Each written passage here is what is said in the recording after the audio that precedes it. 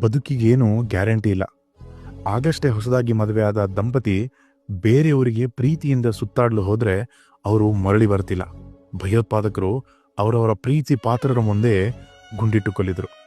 ನೆಚ್ಚಿನ ತಂಡ ಜೈಶಾಲಿ ಆಗಿದೆ ಎಂದು ಅಭಿಮಾನಿಗಳೆಲ್ಲ ಸಂಭ್ರಮಾಚರಣೆ ಮಾಡ್ತಿದ್ರೆ ಕಾಲ್ತೊಳಿತದಿಂದ ಜನ ಬದುಕನ್ನು ಕಳೆದುಕೊಂಡ್ರು. ಆಗಷ್ಟೇ ಮದುವೆಯಾಗಿ ಹೊಸ ಬದುಕು ಶುರು ಮಾಡುವಾಗಲೇ ಹೃದಯಾಘಾತ ಸಂಭವಿಸಿ ನವವರ ಬದುಕ ಪಯಣ ಮುಗಿಸಿದ. ಕನಸಿನ ವಿಮಾನದಲ್ಲಿ ಸಂಚರಿಸಿ ಆಕಾಶದಿಂದ ಭೂಮಿಯ ನೋಡಲು ಕಾತುರದಿಂದ ಕಾದ ಮುಗ್ಧ ಜೀವಿಗಳು ಸುಟ್ಟು ಕರಕಲಾದವು. ತಮ್ಮ ಹಾಸ್ಟೆಲ್ನಲ್ಲಿ ಸ್ನೇಹಿತರೊಟ್ಟಿಗೆ ಖುಷಿಯಿಂದ ಊಟ ಮಾಡುವಾಗ ಯಾವುದೋ ವಿಮಾನ ಬಂದು ಅಪ್ಪಳಿಸಿ ಅವರ ಬದುಕಿನ ಕೊನೆಯ ಊಟ ಮಾಡಿತ್ತು. ಹೀಗೆ ಬದುಕು ಅತಿ ದೊಡ್ಡದೇನಲ್ಲ, ಬದುಕು ಈ ಕ್ಷಣದ್ದಷ್ಟೇ. ಇಂದು ನಾವೆಲ್ಲ ಬದುಕಿದೀವಾ, ಇದೇ ಬದುಕು. ಇದನ್ನ ಸಂಭ್ರಮಿಸಿ, ಯಾಕಂದ್ರೆ ನಾಳೆ ಅನ್ನೋದು ಸುಳ್ಳಾಗಿದೆ.